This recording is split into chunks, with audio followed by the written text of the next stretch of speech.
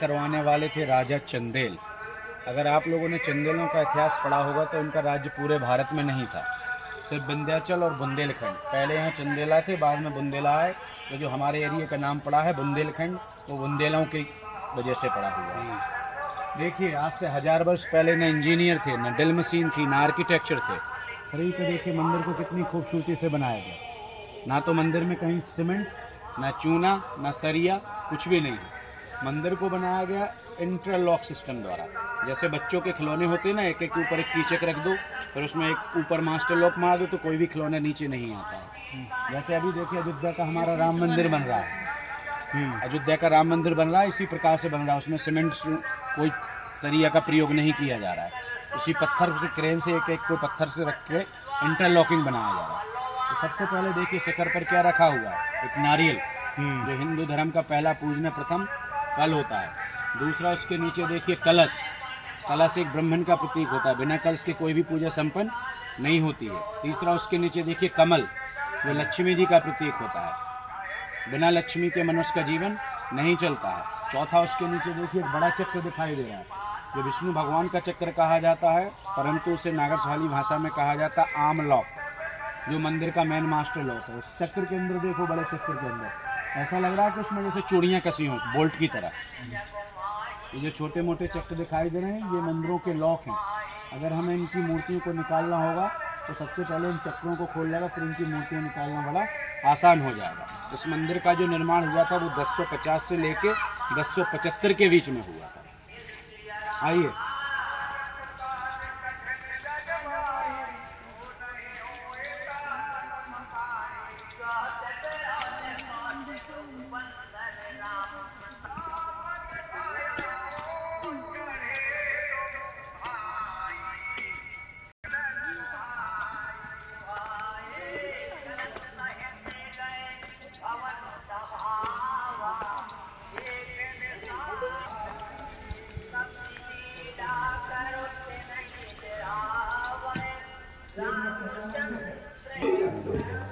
थाली नहीं निकालना पड़ता है, पहला मंदिर कहते हैं तुम एक पैसा दोगे तुम 10 लाख होगा।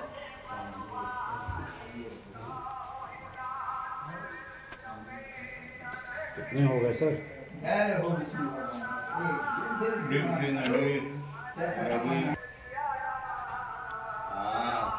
सब लोग देखो, वहाँ भगवान के पैरों के नीचे देखिए गौर से, अंदर गर्भगृह में, तो ऐसा लगता है कि जैसे वहाँ पे पानी भरा हो।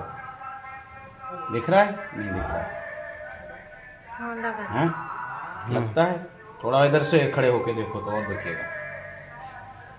कहाँ नीचे? हाँ, अंदर। हाँ है, लगता है।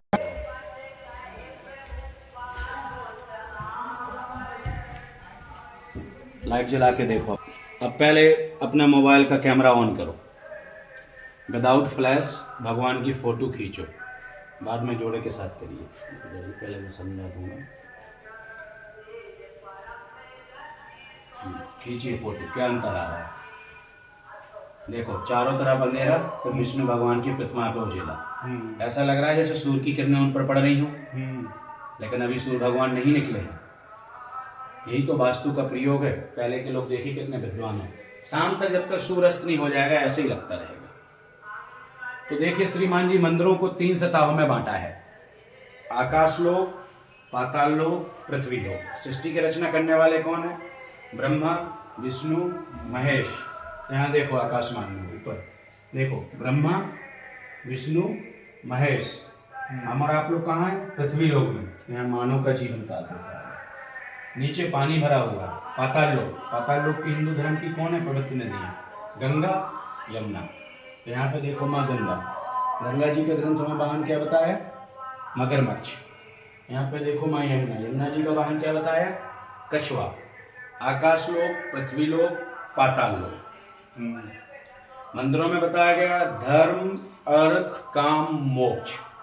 मनुष्य के जीवन के चारों पहलू जरूरी हैं। मनुष्य ने जन्म लिया तो उसे सबसे पहले क्या की जरूरत पड़ती है? अच्छे संस्कारों की, एक पढ़ाई लिखाई की। पढ़ाई की देवी कौन है? माँ सरस्वती। यहाँ पे देखिए ज्ञान देने वाली सरस्वती। मनुष्य ने पढ़ाई लिखाई कर ली, ग्रेजुएशन कर लिया, अब उसे क्या चाहिए? अर्थ, धन दौलत, पैसा, गाड़ी, वाहन। ये कहाँ से आता है? माँ लक्ष्मी। अब मनुष्य के पास पैसा आ गया, सब कुछ आ गया, अब अपना वंश बढ़ाएगा तो क्या करेगा? शादी विवाह, मानव का जीवन, गृहस्थ आश्रम। नीचे पानी भरा हुआ है, जब हमारी मृत्यु हो जाती है तो हम लोग, हमारे जो घर के परिवार के होते हैं, हमारी अस्थि को कहाँ लेके जाते हैं? किसी पवित्र नदी में विसर्जन करते हैं। प्रयागराज संगम, माँ गंगा यमुना।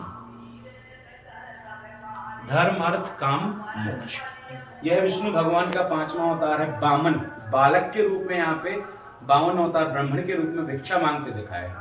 आप लोगों ने राजा दानवीर बलि की कहानी सुनी होगी। दानवीर राजा बलि एक बहुत बड़े दानी थे और बहुत बड़े अहंकार, घमंडी।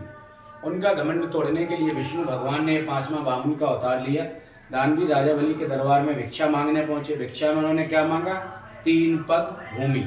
राजा ने भूमि तो दान की, परंतु वो उसको पूरा नहीं कर पाए, क्योंकि विष्णु भगवान ने जो पहला पग रखा, पहले ही पग में उन्होंने पूरे पृथ्वी और पाताल को नाप लिया।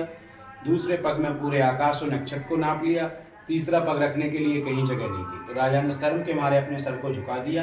विष्णु भगवान ने उनको पर पैर रखा। वहीं से राजा को मोक्ष की प्राप्ति हुई। वहीं से राजा का घमंड चूर चूर हुआ। तो राजा कहाँ चले गए थे? पाताल लोक की ओर। तो कहा जाता है इस मंदिर के दर्शन करने से तो मनुष्य का अहंकार, क्रोध खत्म होता है। दूसरा, मनुष्य को मोक्ष की प्राप्ति मिलती है। जब राजा पाताल लोक की ओर गए थे तो इसलिए यहाँ पे लगता है कि पानी भरा हुआ है, तो पाताल लोक तो यहाँ मोक्ष की प्राप्ति के लिए। आप लोगों ने विष्णु मंदिर बहुत देखे, लेकिन 52 अवतार बताइए कहीं है पूरे विश्व में? कहीं नहीं है। तो इसी मंदिर की वजह से खजुराहो के मंदिरों को विश्व धरोहर यूनेस्को में शामिल किया गया है। अब आप लोगों को अपने सारे परिवार के साथ यहाँ खड़े होकर 3 बार ओम नमो भगवते वासुदेवाय का नमन करना, जो आपकी श्रद्धा हो यहाँ पे दान कर सकते हैं, क्योंकि दान करने से कभी धन की कमी नहीं होती। बोलो विष्णु भगवान की जय। तो गाड़ी लेके गाड़ी लेके उसके बाद आया था दीप्ति, रवि, अनिल, रमाशंकर, जोशी और तुम। पालाल कोई नहीं आया, नहीं भगत सिंह, कोई नहीं। जब इतना गाने वाला मेरे पास एक और की प्लान है।